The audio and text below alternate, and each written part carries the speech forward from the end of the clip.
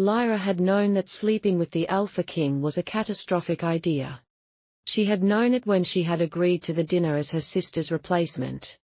She felt it like a warning in her bones the moment his dark gold eyes found her across the room, patient, predatory, already certain she was lying. She just had not expected he would wait until she was alone to prove it. "Why do you smell different than I remember?" Because she was not Kira. She had never been Kira. Her twin had been the beauty, the charmer, the one their father had groomed from childhood to secure an alliance with the most powerful Alpha bloodline. Lyra had been the spare. When Kira died months ago in a tragic accident, their father had done what desperate men do. He had lied. "Tell him you have been ill," he had instructed, gripping Lyra's shoulders hard enough to bruise. He met her twice, months apart. He won't know. Except King Cade was not a fool. He had circled her like a wolf testing a fence, asking questions that seemed innocent until she realized he was cataloguing every inconsistency. The way she took her wine, her handwriting, the childhood scar she did not have. And then, instead of calling her out, he had kissed her. That should have been her first clue that something was wrong. Kings did not kiss women they suspected of deception. They had them investigated, interrogated, and possibly executed depending on the severity of the lie. But Cade had backed her against the library shelves, one hand braced beside her head. "I should kill you for this," he had whispered against her throat, his voice a low, dangerous rumble that sent a traitorous shiver down her spine. "I should hand you back to your father in pieces for thinking you could trick me." "Then why don't you?" Lyra had breathed, her heart hammering against her ribs like a trapped bird. His eyes had darkened, the gold bleeding into a void of black as his wolf pushed to the surface. "Because your sister's scent never made my blood boil like this. She was a duty. You are a provocation." He had taken her then, right there against the mahogany shelves, with the scent of old parchment and rain-dampened earth clinging to them. It hadn't been the clinical, political union her father had envisioned. It had been a desperate, clawing thing, a collision of secrets and sudden, inexplicable heat. When it was over, Lyra had expected a cell. She had expected a trial. Instead, she had woken up alone in the king's bed with a heavy gold ring on her nightstand and a note written in a sharp, elegant hand. "Run, little bird. Run as far as you can before I decide to finish what we started." She had run. She hadn't gone back to her father's house. He would have only sold her again. Instead, she had disappeared into the fringes of the kingdom, where the alphas rarely looked and the laws were as thin as the mountain air. Months later, the morning air in the village was crisp, smelling of pine needles, and the bread Mora was baking in the tavern below. Lyra sat on the edge of her narrow cot, her hand resting instinctively over the slight swell of her stomach. The morning sickness had finally passed, replaced by a constant, aching hunger and a fatigue that seemed to seep into her marrow. "Lyra? You awake in there? I've got some scraps for that menace of yours." Lyra smiled as a small, patched dog with mismatched ears scrambled from under her bed, his tail thumping rhythmically against the floor. "He's awake, Mora. He's been staring at the door for an hour." She opened the door to find Mora, a stout woman with grey-streaked hair and eyes that saw too much, holding a bowl of meat trimmings. Panda, the dog Lyra had found shivering in a rain gutter weeks ago, lunged for the bowl with more enthusiasm than grace. "Careful, you beast," Mora laughed, though she scratched Panda behind his ears. She turned her gaze to Lyra, her expression softening. "You look pale today, honey. Did the little one keep you up again?" "Just restless," Lyra said, leaning against the doorframe. "I think he's going to be a runner. Or a fighter. With the way you work, I'm not surprised," Mora sighed. "You can't keep hauling those water buckets, Lyra. It's not good for the babe. Elena says you need more rest." "Elena is a healer. She thinks everyone needs more rest," Lyra countered, though she knew the older woman was right. Her back ached constantly, and the mark Kate had left on her soul felt like it was pulsing in time with her heartbeat. She hadn't told anyone who the father was. In this village, she was just another refugee of the border skirmishes, a widow whose husband had died before the child was born. It was a common enough story. No one would ever suspect that the waitress at a mountain inn was carrying the heir to the throne. "There's a traveler downstairs," Maura said, her voice dropping a fraction. "Wealthy, by the look of his cloak. He's asking about newcomers. Specifically, a woman traveling alone." Lyra's breath hitched. "Did you tell him anything?" "I told him we get a dozen travelers a day and I don't keep a ledger of their lives," Maura said firmly. "But he's stayed for breakfast. He's got that look about him, Lyra. Like a hound on a scent." Lyra felt the familiar cold prickle of dread. She had changed her hair, her name, her very way of walking. But she knew that for a king with Cade's resources, it was only a matter of time. "Describe him," Lyra said, her voice barely a whisper. "Tall. Dark hair, but there's silver at the temples. A scar running through his left eyebrow. He doesn't move like a merchant. He moves like a man who's used to being obeyed." Not Cade.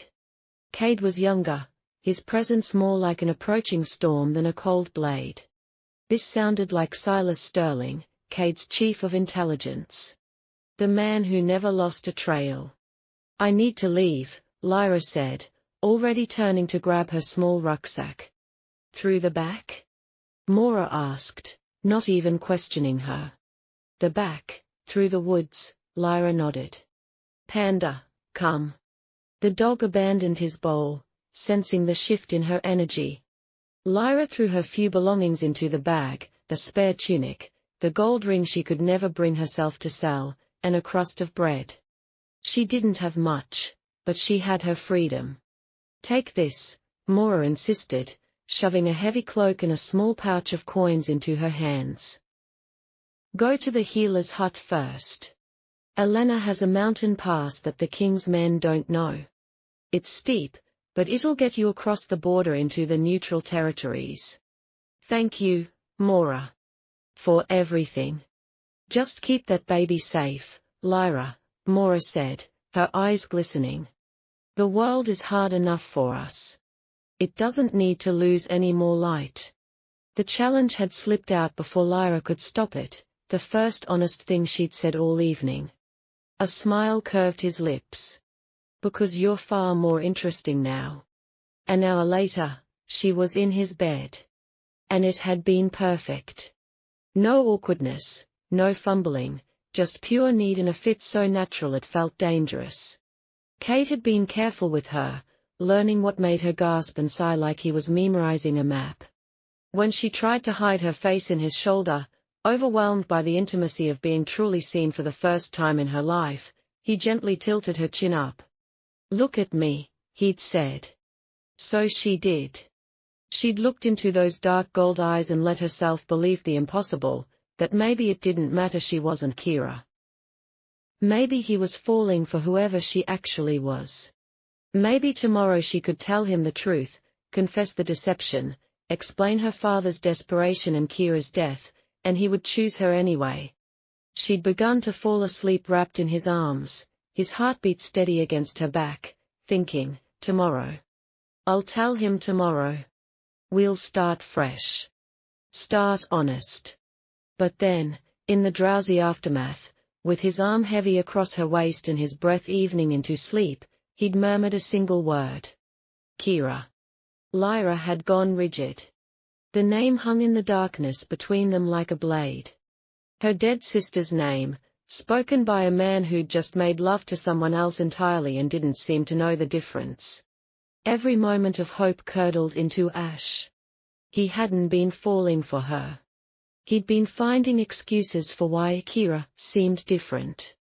He'd wanted Kira, and Lyra had simply been convenient, a warm body wearing her sister's face, close enough to the original that he could pretend not to notice the differences. Lyra waited until she was certain he was asleep. Then she moved. The stone floor was ice against her bare feet as she dressed in the pre-dawn darkness, every movement precise and silent. She'd spent a lifetime being overlooked, the forgettable twin, the one who faded into backgrounds while Kira sparkled in the spotlight. Now, that training would save her. She left everything, the silk gown he'd unlaced with such care, the jeweled hairpins scattered across his nightstand, and the fantasy of being someone worth remembering. All she took was her traveling cloak, a purse of coins she'd hidden in her belongings, and the small knife she'd strapped to her thigh before the dinner, just in case. The castle was vast and full of shadows, but Lyra had always been good at noticing things others missed. Servant corridors, unguarded doors, the patterns of guard rotations, she'd spent the evening cataloguing them while pretending to admire tapestries and make polite conversation. She made it to the eastern gate just as the sky began to grey with approaching dawn. The guard there was young, half asleep, and accepted her story about an early morning ride without question. By the time the sun crested the mountains, Lyra was miles away, pushing her horse hard toward the border, her heart breaking with every hoofbeat that carried her further. What she didn't know was that Kincaid had a secret of his own. And the moment her scent faded from his sheets, his wolf woke screaming. Millbrook was exactly the kind of village Lyra needed, forgettable timber houses, a single mud-churned road, and an inn that smelled of old ale. It was the kind of place where strangers passed through without leaving impressions. She'd sold her horse Villages back, knowing it was too fine for someone traveling alone and broke. Now she walked, her feet blistered inside boots that had never been made for distance, her cloak pulled tight against the cold drizzle that had followed her since dawn. The inn's common room was half empty when she pushed through the door. A handful of locals hunched over their drinks, a traveling merchant was arguing with the innkeeper about the price of a room. No one looked up. Good. Lyra approached the bar, keeping her voice low. I'm looking for work. Anything you have. The innkeeper, a heavy-set woman with shrewd eyes, looked her over. You run from something or someone? Does it matter?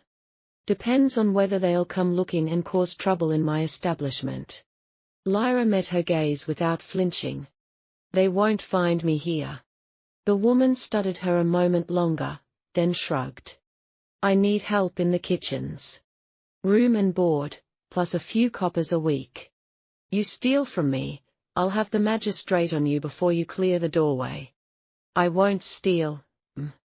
Then we have an understanding. The innkeeper thrust out a hand. Name's Mora. Yours? Lyra hesitated only a second. Al.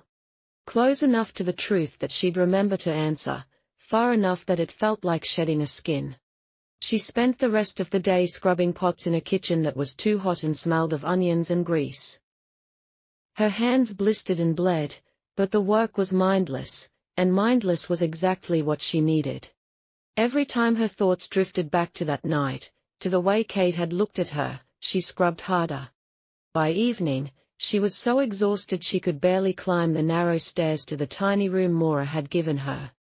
It was barely larger than a closet, with a straw mattress and a cracked window that let in the cold, but it was hers. No silk sheets, no expectations, no one calling her by her dead sister's name. She collapsed onto the mattress and tried not to cry. She woke to shouting. Lyra bolted upright, heart hammering, momentarily disoriented by the unfamiliar darkness. Then memory crashed back, the inn, Millbrook, days of running. She stumbled to the window and peered out into the muddy yard behind the kitchen. A cluster of wolf pups circled something small and dark, their voices high and mocking. Lyra's wolf stirred uneasily. She should ignore it, stay invisible. But something in the desperate yelping cut straight through her exhaustion. She was down the stairs and out the back door before she could think better of it. Get lost, Mutt, one of the grey pups shoved at the small creature cowering against the fence. You don't belong here. He's not even a wolf, another jeered. Look at him. He's just a dog pretending. The small animal, and it was a dog, Lyra realized, was a puppy with black and white patches that almost looked wolf-like in the dim light. He tried to growl, but it came out as more of a wheeze. He was thin, ribs showing, one ear torn. Leave him alone. Lyra's voice came out harder than she'd intended. The wolf pups turned, startled. The grey one's lip curled. This isn't your business, Omega. The slur landed like a slap, but Lyra had heard worse. She stepped forward anyway, putting herself between the pups and the trembling dog. It is now. Go home. For a moment, she thought they might challenge her. Then something in her expression, or maybe the wildness that came from having nothing left to lose, made them back down. They slunk off into the darkness, still muttering threats. Lyra turned to find the puppy looking up at her with eyes too large for his thin face, and something in her chest gave way completely. She crouched lower, ignoring the mud soaking through her skirt. It's okay. I've got you now.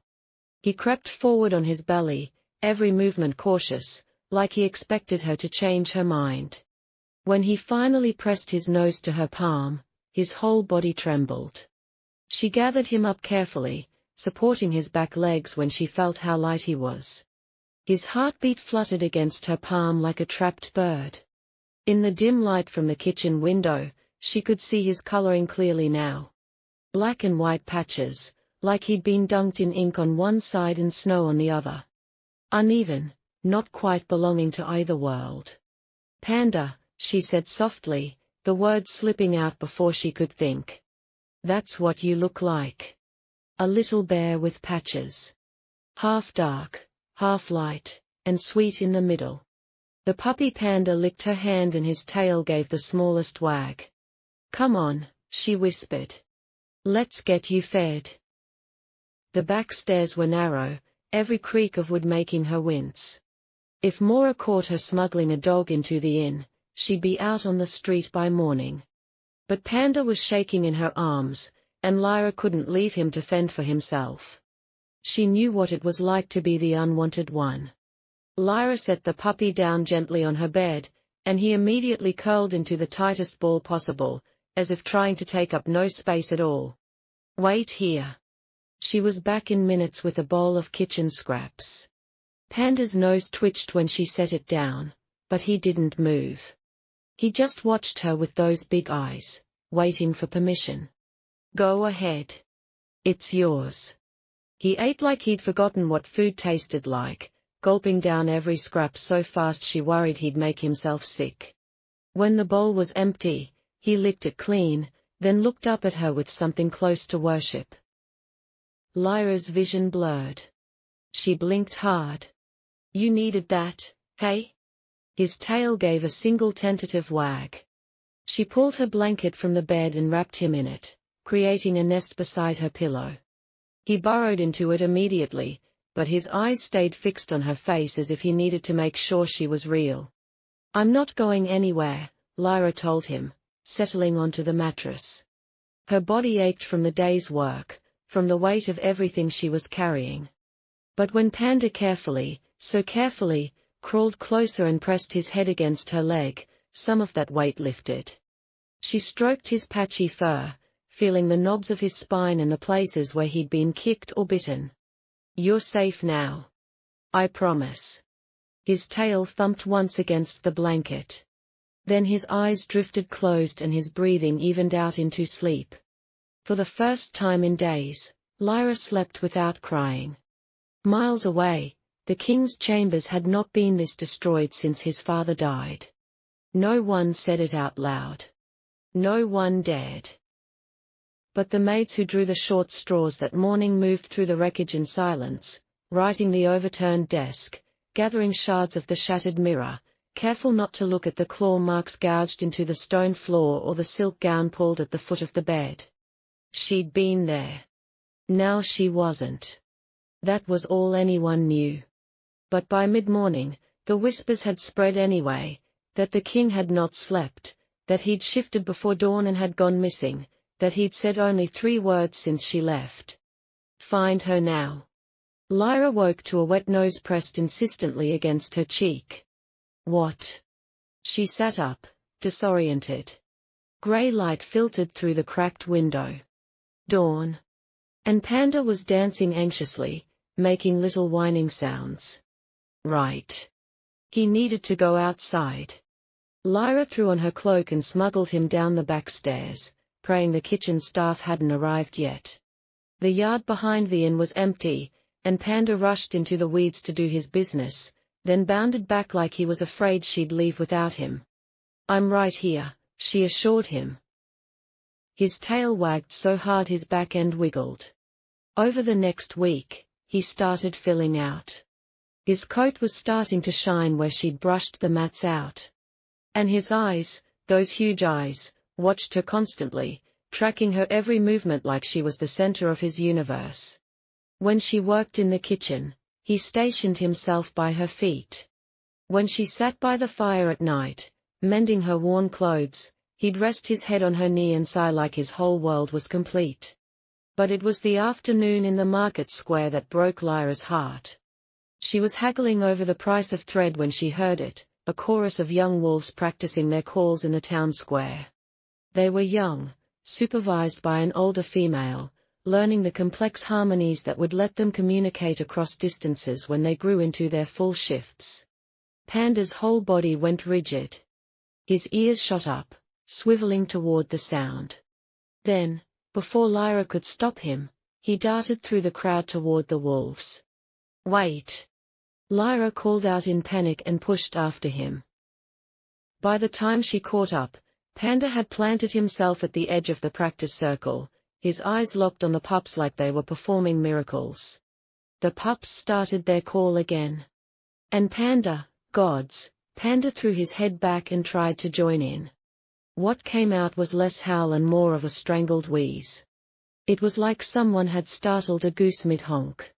His voice broke halfway through, shot up an octave, then gave out entirely.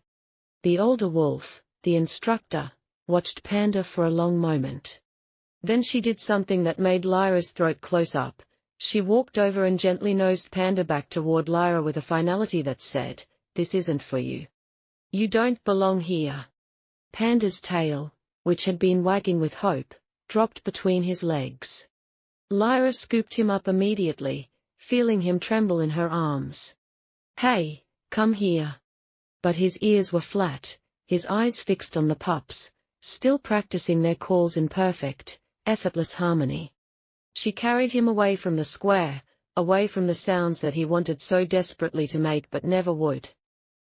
When they were back in her room, she set him on the bed and sat beside him. "You really want to be one of them, don't you?" Panda's tail gave a single sad thump. Lyra scratched his ear. "I get it. I spent my whole life trying to be Kira, trying to shine like her, charm like her, be worth remembering. But I was always just me, the spare. I couldn't match up no matter how hard I tried." Panda looked up at her, and she saw her own loneliness reflected back. "So maybe we don't fit where we are supposed to," Lyra said, pulling him into her lap. "Maybe that's okay. We'll just fit together instead." Panda was quiet for a long moment. Then, very deliberately, he licked her chin and burrowed his head under her arm, pressing his whole body against her as if trying to climb inside her skin. Lyra held him tighter, breathing in his puppy scent, dirt and sunshine and something indefinably loyal. She should have known the peace wouldn't last. It was mid-morning when the whispers started. Lyra was carrying a tray of dirty mugs from the common room when she caught the edge of a conversation between 2 merchants.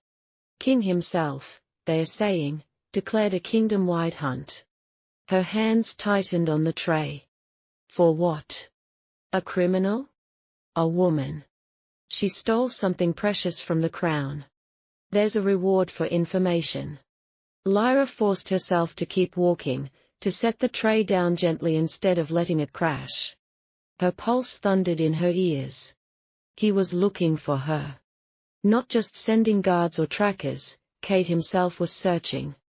For a single breathless moment, something dangerous unfurled in her chest. He came after me. He's turning the kingdom upside down to find me. The thought blazed bright and naive before she crushed it. He'd called her Kira. Whatever he wanted back, it wasn't Lyra. The warmth in her chest turned to ice. She was in his bed again. Cade's mouth traced the curve of her throat, teeth grazing skin that burned everywhere he touched. His hands pinned her wrists above her head, not rough, but deliberate, holding her in place while he took his time learning every place that made her gasp. "Tell me what you want," he murmured against her collarbone. "You," the word came out broken. "Just you." He lifted his head, and those gold eyes were molten, hungry, fixed on her like she was the only thing in the world that mattered. "Say your name." "Why?" "I want to hear it from your mouth when I make you come apart." "Lyra," she breathed. "My name is Lyra." His smile was devastating. "There she is." He kissed her then, deep and claiming, and whispered against her lips, "Lyra." She woke gasping, her body aching with want. The room was dark, empty. Panda whined softly beside her, licking her face like he could taste the salt of tears she refused to shed. "I'm fine," she lied, pulling him close. Her heart was still racing, her skin still burning with the phantom feel of hands that had touched her once. The next evening, Lyra was walking back from the well. Mora had sent her for fresh water after someone had let the kitchen barrel run dry. That was when she noticed the man. He'd been in the common room earlier, a traveler, she'd thought, nondescript. But now he was watching her from across the square, and when their eyes met, he turned away too quickly. Her wolf stirred uneasily. She shifted the water buckets, trying to seem casual, and headed for the inn's back entrance. Panda trotted at her heels, oblivious. The alley behind the inn was narrow, shadowed. Lyra was halfway through when she heard the footsteps behind her, fast, purposeful. She spun, water sloshing. The man was there, knife already drawn. Lyra dropped the buckets and grabbed for her own blade, but he was faster, closing the distance. She managed to block the first strike, feeling the shock of metal on metal vibrate up her arm, when Panda launched himself at the man's leg with a snarl that would have made a wolf proud. "Dumb mutt." The man kicked viciously. Panda yelped and went flying, hitting the wall with a sickening thud. Red filled Lyra's vision. She didn't think, just moved, drove her knife up under the man's guard with fury. The blade sank deep into his shoulder, and when he screamed, she twisted it. "Touch him again, and I'll gut you." The words came out in a snarl that belonged to her wolf. The man wrenched away, stumbling back with blood pouring down his arm. He ran. Lyra let him go. She was already dropping to her knees beside Panda, who lay crumpled against the wall, not moving. "No, no, no." Her hands shook as she gathered him up. He was so light, so small. His breathing came in shallow pants, and when she cradled him against her chest, he whimpered, a sound so small and hurt it made her chest cave in.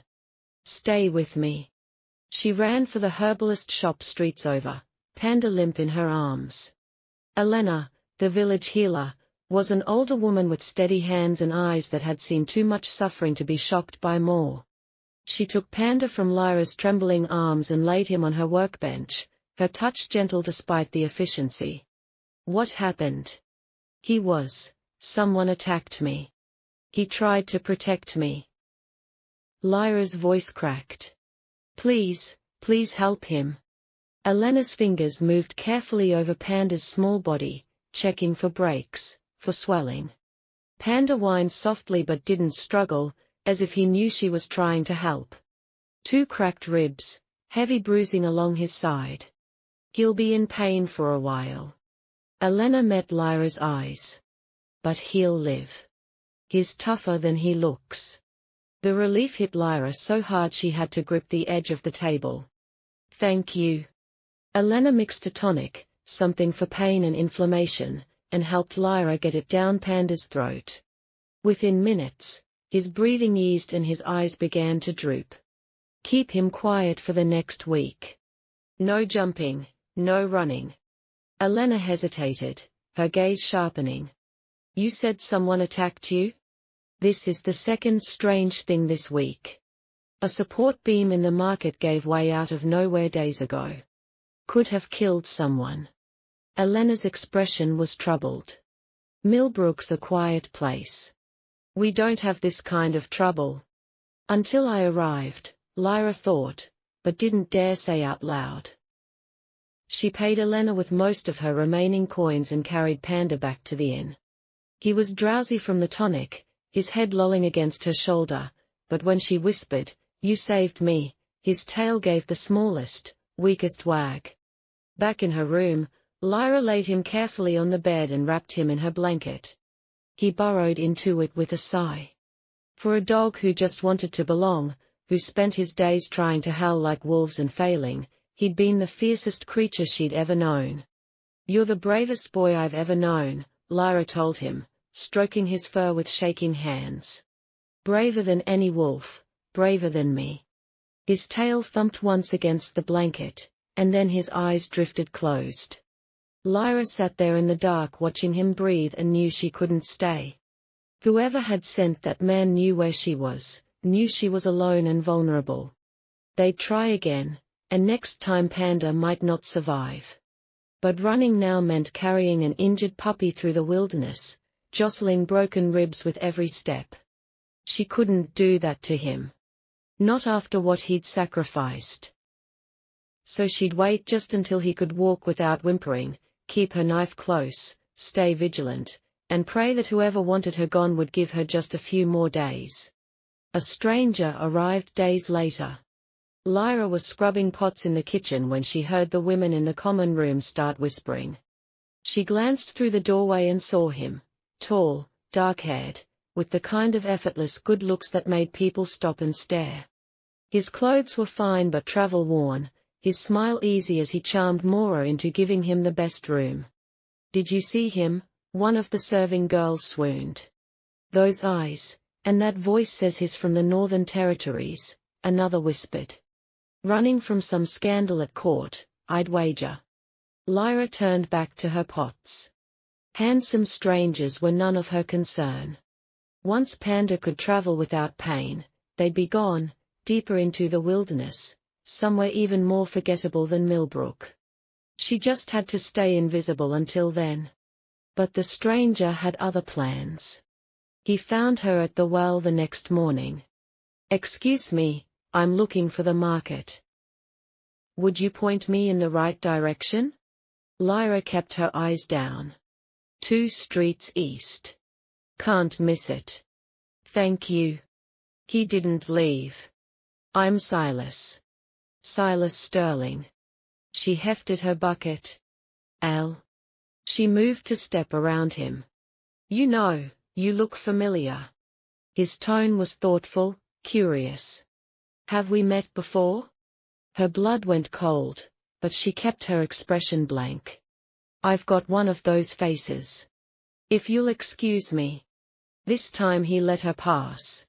Over the next few days, Silas was everywhere, helping merchants unload carts, buying rounds at the tavern, asking questions about village life, about whether anyone had seen unusual travelers passing through.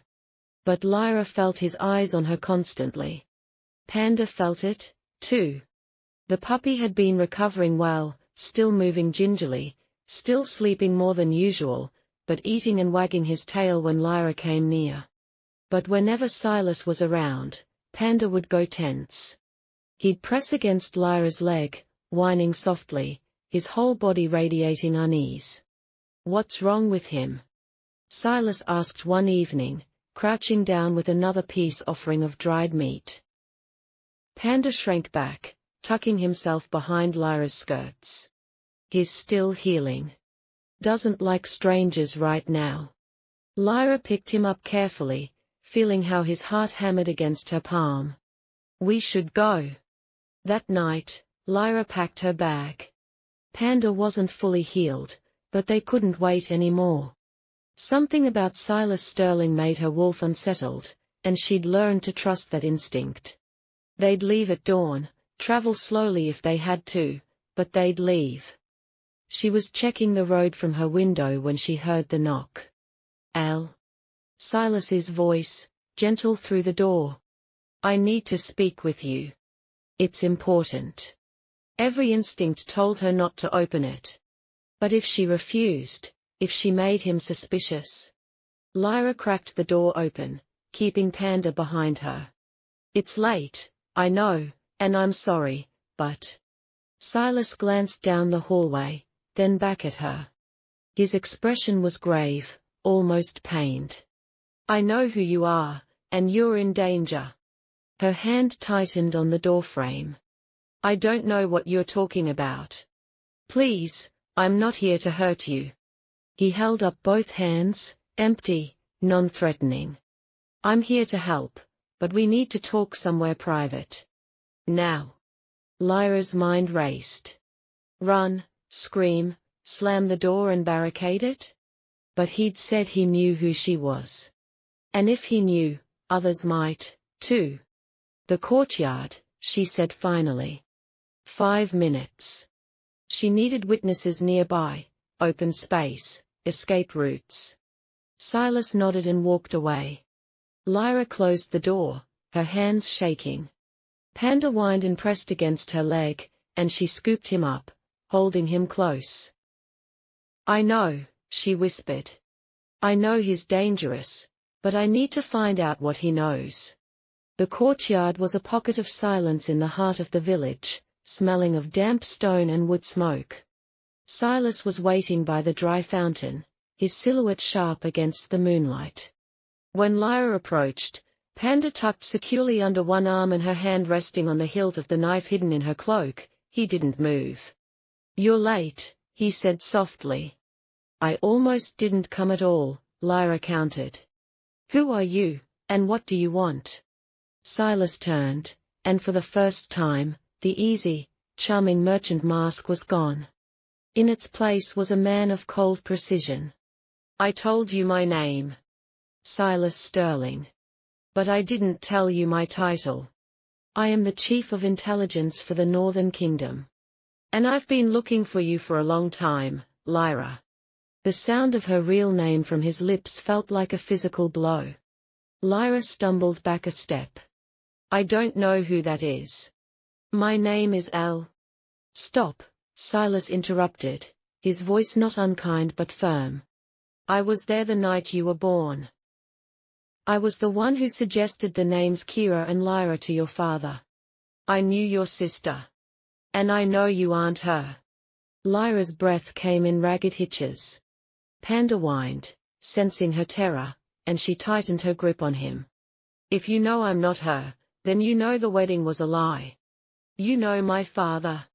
"I know your father is a desperate man who thought he could outsmart a king," Silas said. "But Cade isn't just any king. His wolf has known the truth since the moment he touched you. He's not hunting for a thief, Lyra. He's hunting for you." "Why?" Lyra cried, her voice breaking. "He called her name. He didn't want me, he wanted the ghost of my sister. He told me to run." Silas took a step closer, his eyes intense. "He told you to run because he was afraid of what he would do to you if you stayed. His wolf was ready to claim you, to brand you as his mate, but his mind couldn't reconcile the lie. He thought he was losing his sanity. He needed time to think, to track the truth. But he never expected you to vanish so completely."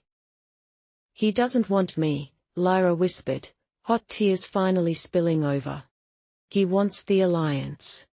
He wants the bloodline. He wants the mother of his child," Silas said, his gaze dropping to the swell of her stomach. Lyra froze. The secret she'd guarded so fiercely, the life growing inside her, he knew. "How?" "I am a tracker, Lyra. It's what I do. And right now, there are others tracking you too. That man who attacked you in the alley? He wasn't one of ours. Your father has grown impatient. He wants you back so he can fix the mistake before the king realizes the extent of the deception. He's sent mercenaries. So what now? Lyra asked, her hand trembling on her knife. Are you taking me back in chains?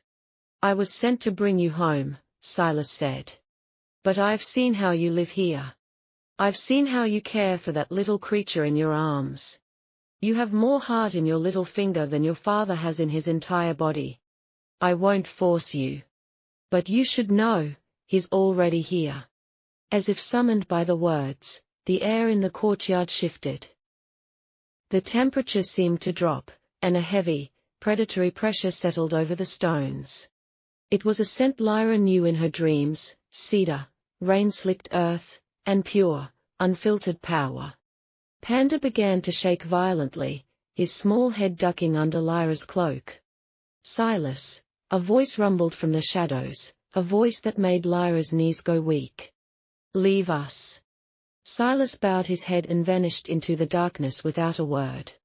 Lyra stood frozen as a tall figure stepped into the moonlight. Cade looked different than she remembered. He was thinner, his features sharpened by exhaustion, his eyes glowing with a fierce, unstable gold light. He looked like a man who had been through a war and lost. He didn't speak. He just stared at her, his gaze traveling from her face to her hands, and finally to her stomach. A low, guttural sound vibrated in his chest, not a growl, but something closer to a sob. Lyra, he choked out.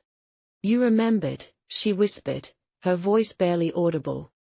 I never forgot. My wolf nearly tore me apart the moment you left. I called for Kira because I was trying to convince myself the lie didn't matter, that I could pretend you were who you said you were just to keep you. But it wasn't her I was holding. It was never her. He took a step toward her, and Lyra didn't run. She couldn't. I found the letter, Cade said, his voice raw. The one your sister wrote before she died. She didn't want the crown. She wanted you to be free. She knew our father's plan, and she hated it.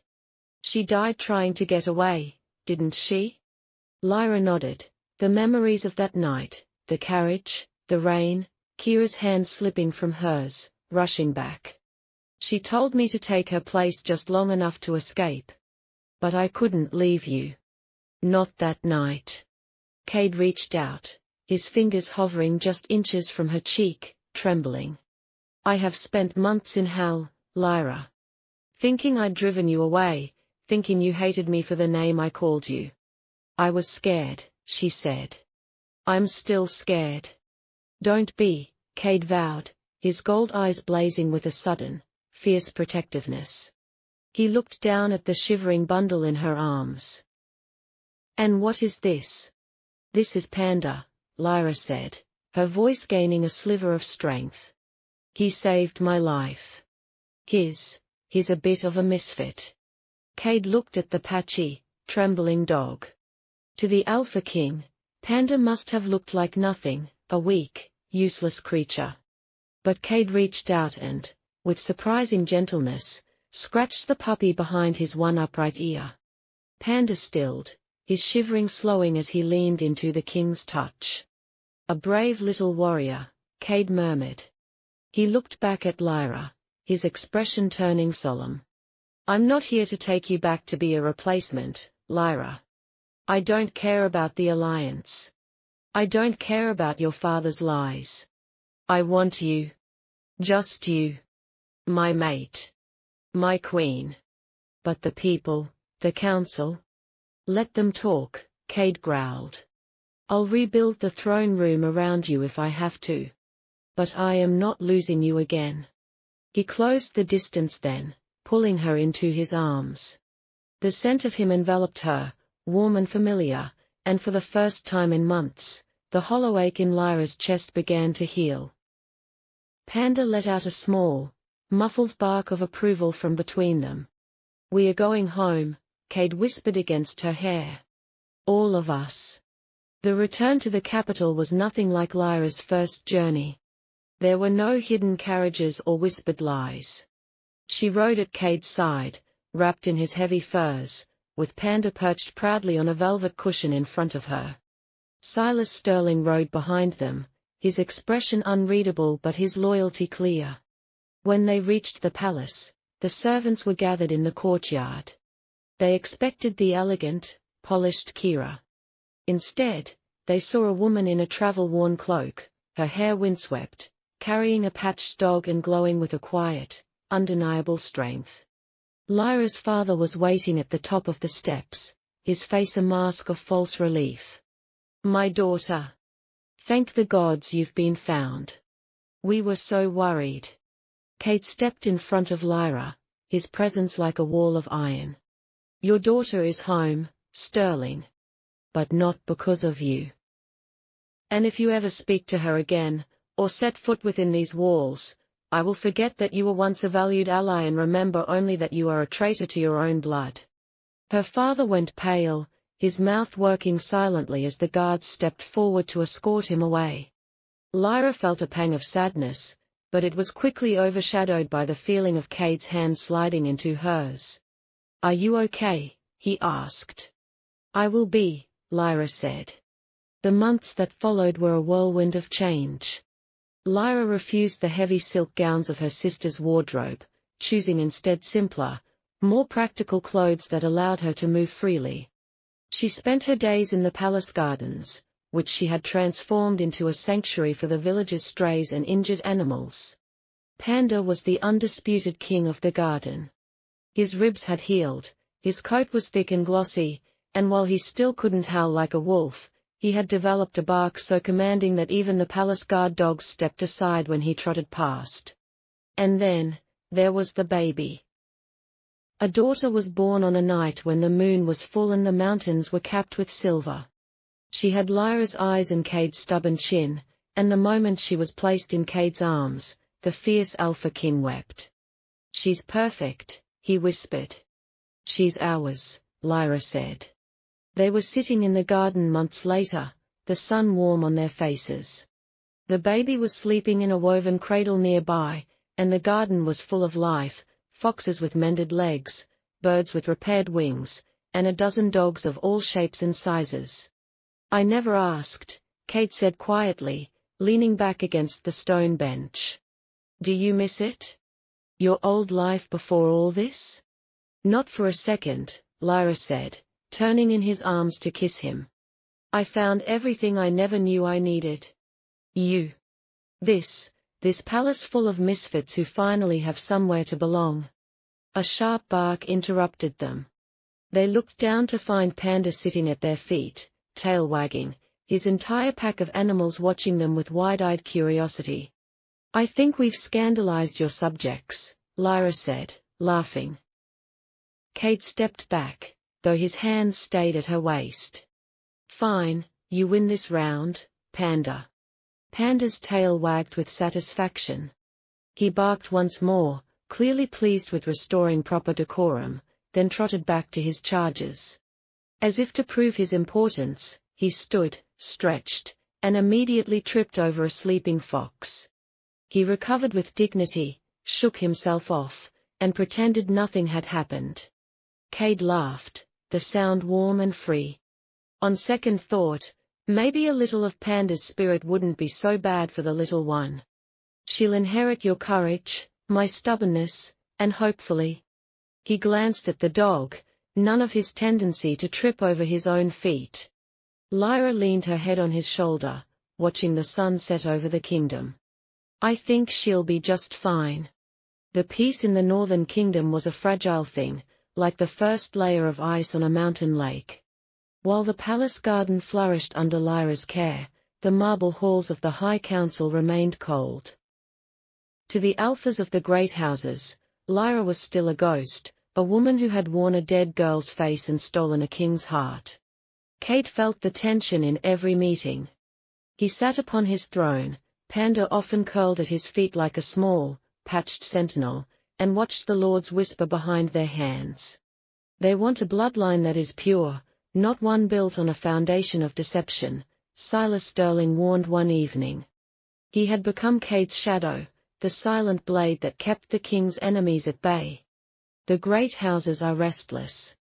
They see Lyra as a weakness, a crack in your armor. Cade's gold eyes flashed with a dangerous light. Let them look closer.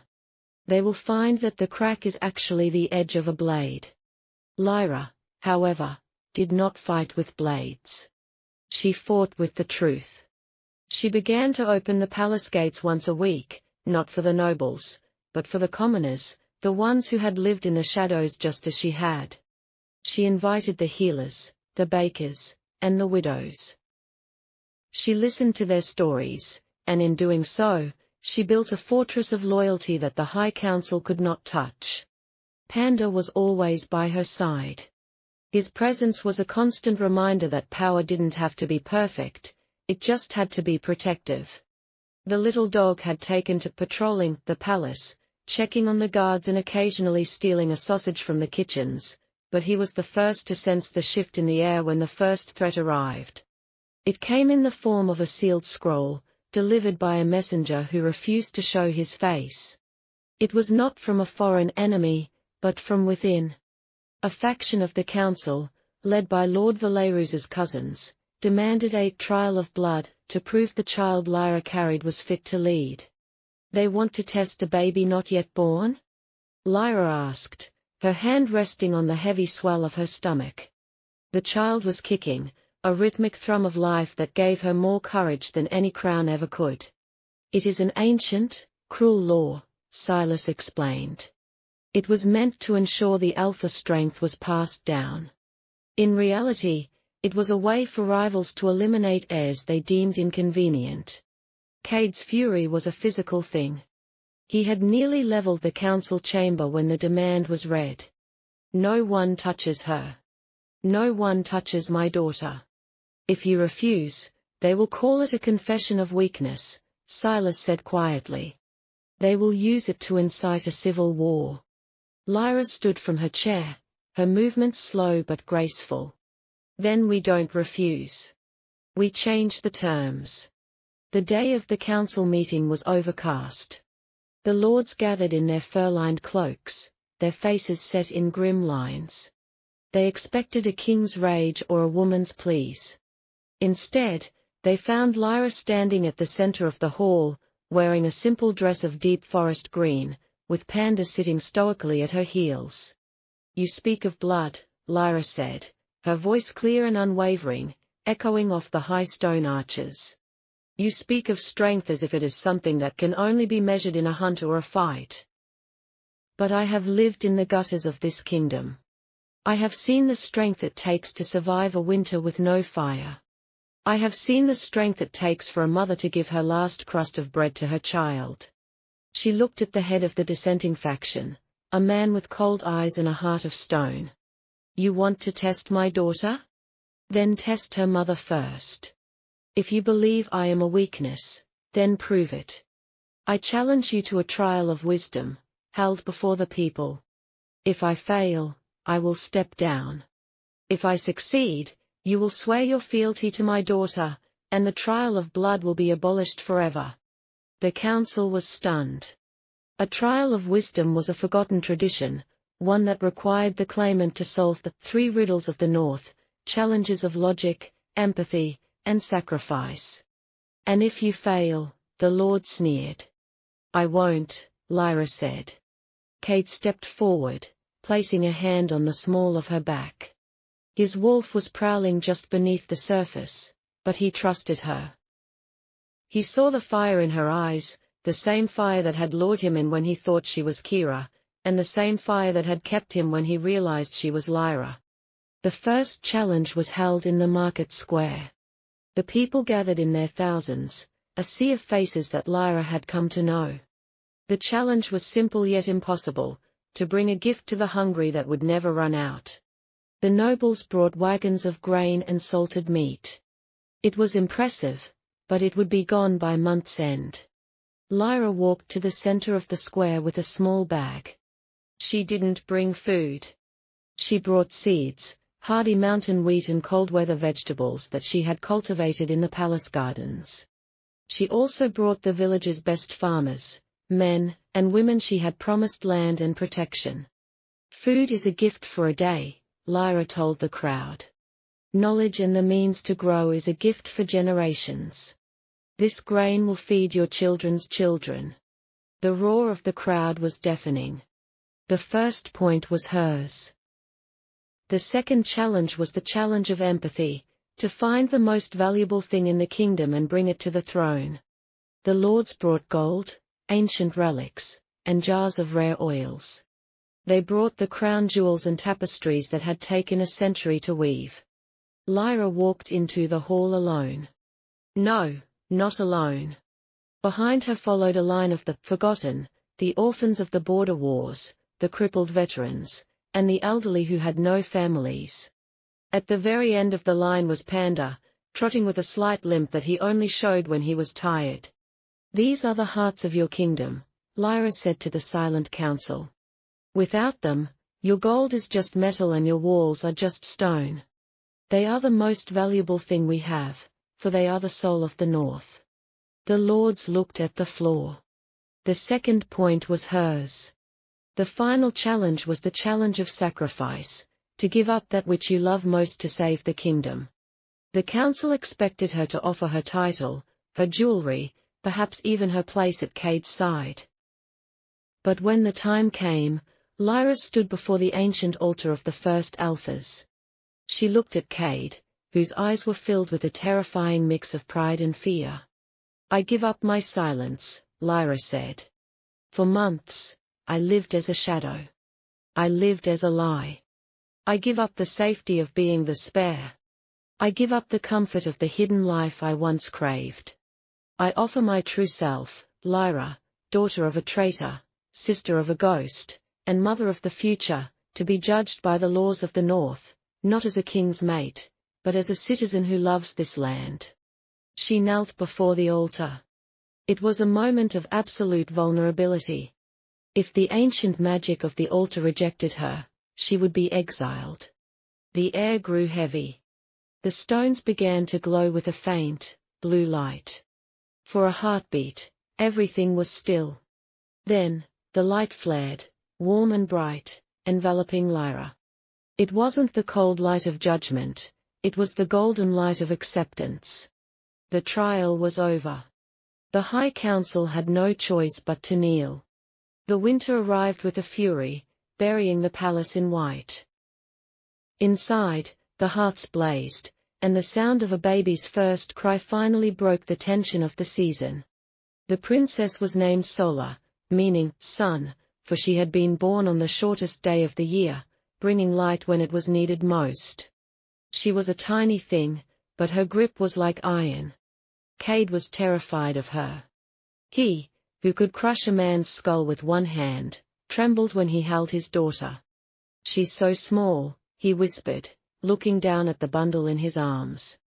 She has your eyes, Lyra said, leaning against him in the nursery. And I think she has Panda's stubbornness. Look. Panda had claimed the rug beside the cradle. He didn't allow anyone near Sola unless he had sniffed them thoroughly first. Even Silas Sterling had to undergo a rigorous Panda inspection before he could deliver his reports. As Sola grew, so did the legend of the Misfit Queen. Lyra didn't spend her time at balls, she spent it in the villages. She established schools and clinics. She turned the palace into a place of learning, where the children of the poor sat alongside the children of the Alphas. But the past was not entirely finished with them.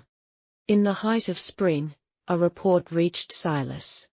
Lyra's father, Sterling, had been seen in the southern borderlands, gathering a small army of mercenaries and disgruntled lords who had lost their power during Lyra's trials. He calls himself the true guardian of the bloodline, Silas reported.